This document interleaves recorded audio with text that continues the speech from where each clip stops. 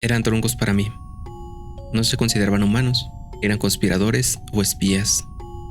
Así que ya estaban muertos. Ahora morirían por segunda vez. Nosotros simplemente ejecutábamos una sentencia de muerte. Shiro Ishii, comandante de la Unidad 731 del ejército japonés.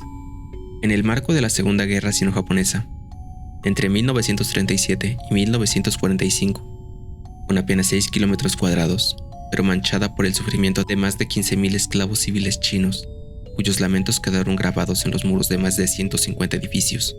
A este oscuro enclave se le dio el engañoso título de Escuadrón de Prevención Epidémica y Purificación del Agua, como si el horror que ocurrió aquí pudiera ser lavado con palabras huecas. Conocido por algunos como la Unidad 731, una pesadilla hecha realidad. Pero no te confundas, amigo mío, porque detrás de este nombre, aparentemente inofensivo, se oculta un infierno en la tierra.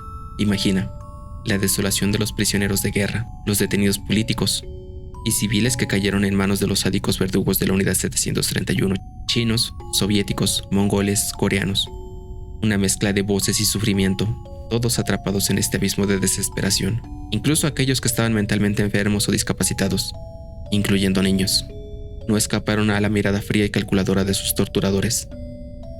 Los marutas, o leños, como se les conocía despectivamente a los prisioneros, sufrieron una pesadilla más allá de la imaginación. En este infierno disfrazado como un aserradero, se convirtió en una cámara de tortura y experimentación. Enfermedades infecciosas, el azote de la humanidad, fueron utilizadas como armas aquí: el cólera, el tifus, la difteria. Todos ellos inoculados en cuerpos sanos. Cuerpos que se retorcían en agonía mientras los demonios de bata blanca observaban. No contentos, estos monstruos forzaron a sus víctimas a comer alimentos contaminados, a beber líquidos mortales y a llevar ropa envenenada. ¿Puedes imaginar la desesperación de aquellos que se enfrentaron a la elección de morir por hambre o morir por veneno? Pero esto no era suficiente. Despojados de cualquier rastro de humanidad o simplemente lástima, los prisioneros se convirtieron en meras cobayas humanas para experimentos crueles. Granadas, lanzallamas, bombas explosivas. El dolor humano se convirtió en la moneda de cambio para probar la eficacia de estas máquinas de muerte. Sujetos ateridos de miedo y agonía gritaban en silencio mientras sus cuerpos eran destrozados en el altar de una ciencia retorcida. Imagina a prisioneros colocados boca abajo, luchando por el último aliento, mientras los demonios de bata blanca cronometraban el tiempo de asfixia. La inyección intravascular de aire, un acto perverso que desencadenaba embolias letales. Transformaban cuerpos en campos de experimentación, inyectando orina de caballo y agua de mar, dejando que la agonía se convirtiera en su única compañera. La privación, el hambre, la sed, el sueño. Todos eran instrumentos de tormento. Radiaciones masivas con rayos X atravesaban los cuerpos, destrozando células, esperanzas. Máquinas centrífugas giraban como carruseles de sufrimiento, determinando el tiempo que la vida puede soportar bajo tal presión. La hipotermia, el frío mortal, era el dominio de Ishii, un monstruo en bata blanca. En los meses más gélidos, los prisioneros eran sometidos a temperaturas extremas, mientras se observaban los últimos latidos de sus corazones. Las vivisecciones y las autopsias eran prácticas comunes. Ishii realizaba estos actos de barbarie con el fin de obtener muestras frescas.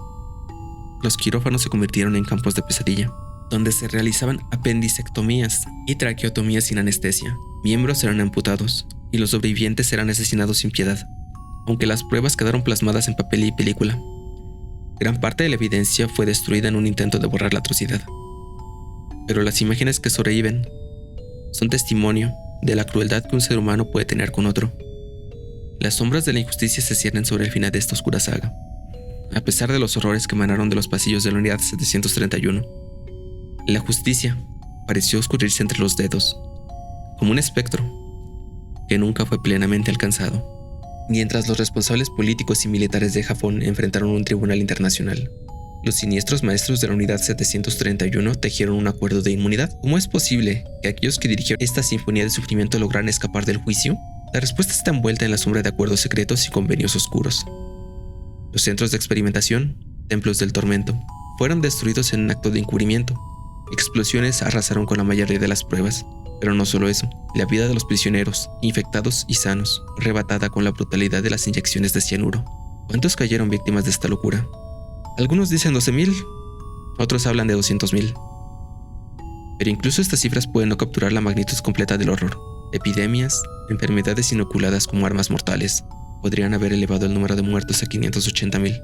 Los médicos nazis se enfrentaron a los juicios de Nuremberg, pero el Escuadrón 731 evitó este destino. Solo 12 oficiales de rango bajo fueron sometidos a un juicio limitado en Siberia.